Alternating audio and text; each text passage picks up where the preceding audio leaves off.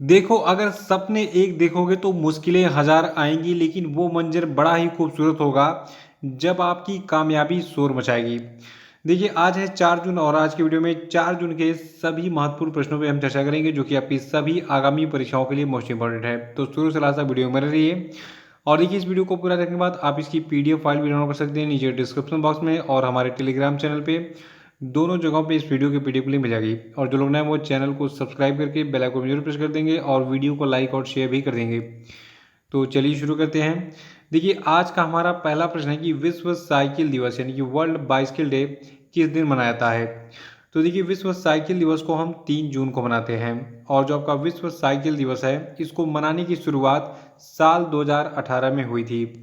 ये दोनों चीज़ याद रखिएगा कि 3 जून को विश्व साइकिल दिवस मनाया जाता है और 2018 से जो है हर साल इस दिवस को मनाया जा रहा है।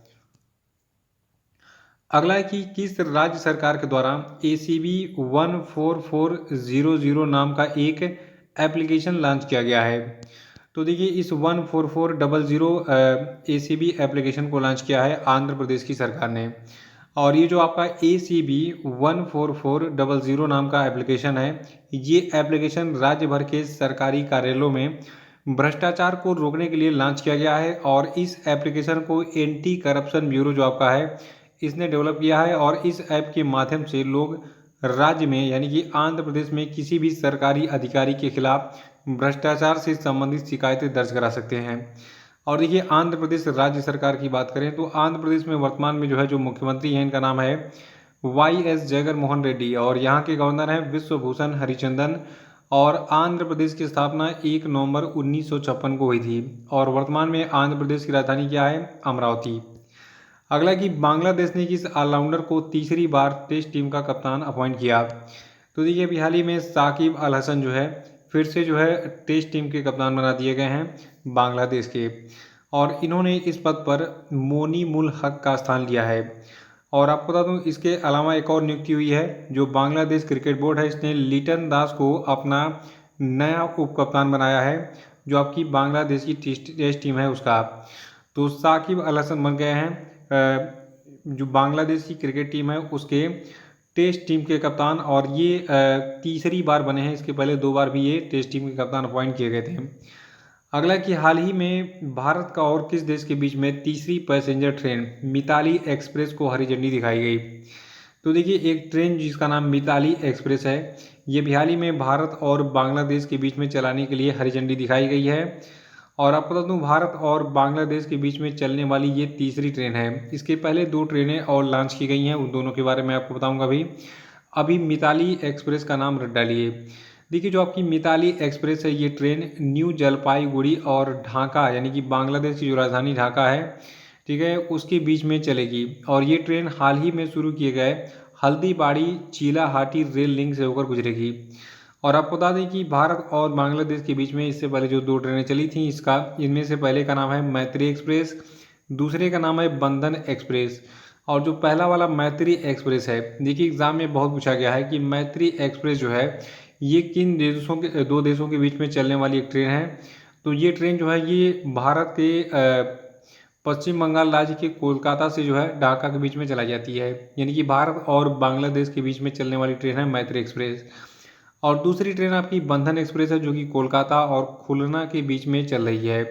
तो मैत्री एक्सप्रेस कोलकाता और ढाका के बीच में, बंधन एक्सप्रेस कोलकाता और खुलना के बीच में, और जो आपका नया वाला ट्रेन है मिताली एक्सप्रेस ये न्यू जलपाईगुड़ी से जो है ढाका के बीच में चलाई जा रही है। ये तीनों ट्रेनें भारत और बांग्लादेश के बीच में कनेक्टिविटी को बढ़ाने के लिए चलाई जा रही हैं, इसको नोट कर लीजिएगा। अगला कि संयुक्त राष्ट्र ने हाल ही में किस देश का नाम बदलने के अनुरोध को स्वीकार कर लिया है। देखिए, कुछ महीनों पहले मैंने बताया था कि तुर्की अपना नाम बदलने वाला है। तुर्की देश का अब नाम जो है तुर्की हो जाएगा। और इसी ने मतलब अभी हाल ही में यूनाइटेड नेशंस यानी कि संयुक्त राष्ट्र में एक प्रस्ताव रखा था कि भैया हम अपना नाम चेंज करना चाहते हैं और कृपया हमारे नाम को जो है जो आधिकारिक नाम तुर्की हम रखना चाहते हैं उसको जो है उस पर ठप्पा लगाइए ताकि दुनिया में तुर्की के नाम से जाने। तो संयुक्त राष्ट्र में अब तुर्की नाम तुर्की कर दिया गया है। तुर्की के जो राष्ट्रपति हैं इनका नाम है रेजब तैयब एर्दोगन। इन्होंने कहा है जो तुर्की नाम है इससे तुर्की देश के इतिहास से जो है जुड़ा हुआ ये दिखता है। इसका मुख्य कारण ये भी है कि जो आपका टर्की या फिर तुर्की शब्द यूज होता है वर्तमान में, ये वहाँ की भाषा के मुताबिक नेगेटिव माना जाता है। तो भैया जब नेगेटिव था तो तुमने नाम ही क्यों बदला था पहले। तो अब तुर्की जो है तुर्की के नाम से जाना जाएगा, इसको याद रखेगा। और जो आपका तुर्की देश है ये आपका मिडिल ईस्ट एशिया में स्थित है। कैपिटल इसकी अंकारा है और यहाँ की जो करेंसी आपकी है टर्किश लीरा।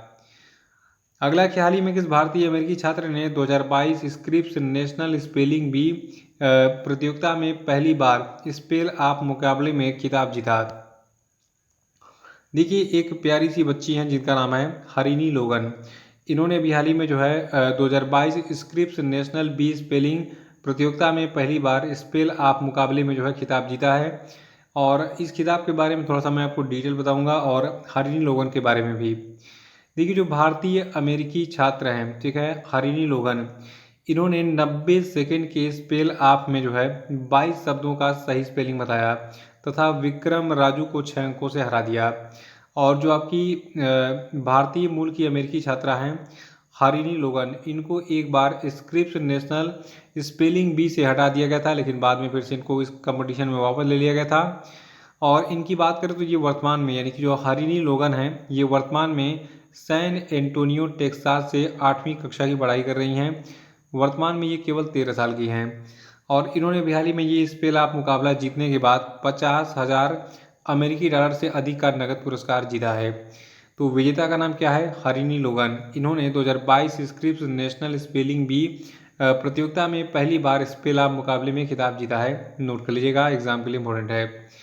देखिए जो लोग मई का वीडियो देखना चाहते हैं, ठीक है, मई का मंथली करेंट अफेयर का, तो ये वीडियो जो है अपलोड हो चुका है, पार्ट 1 भी पार्ट 2 भी, दोनों वीडियो आप जो है देख सकते हैं और पूरे मई महीने का रिवीजन कर सकते हैं।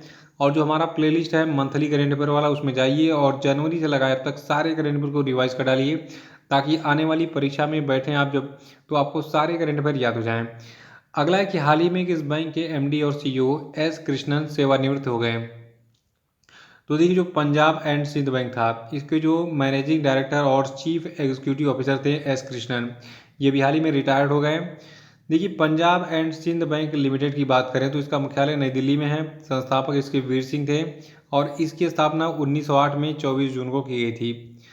अगला कि हाल ही में किसके द्वारा राष्ट्रव्यापी fit India freedom rider cycle rally का शुभारंभ किया गया था।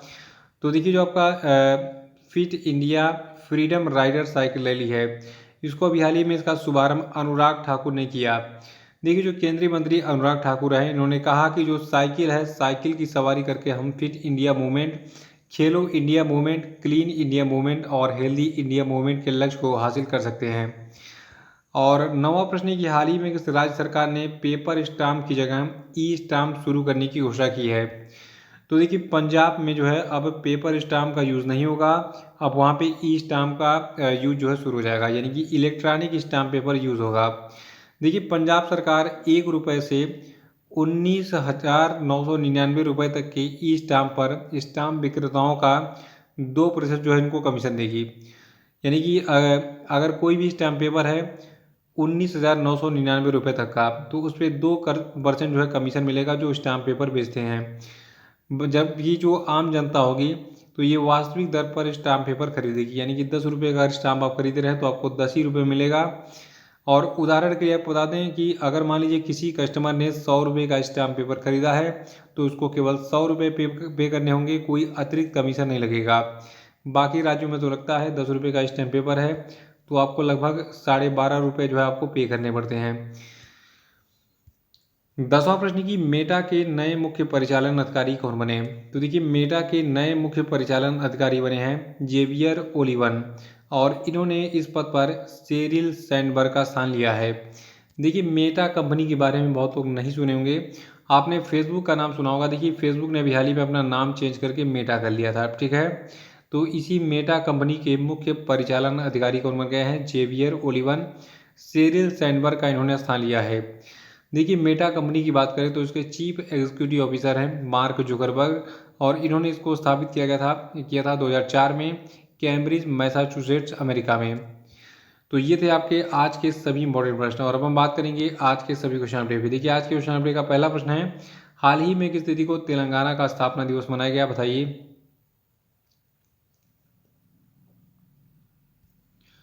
अगला कि पुरुष हॉकी एशिया कप 2022 में भारत ने किस देश को 1-0 से हराकर कांस्य पदक जीता, बताइए। और अगला प्रश्न आपके लिए कि भारत सरकार ने मई 2022 में कितने लाख करोड़ रुपए का जीएसटी संग्रह प्राप्त किया है, बताइए उत्तर।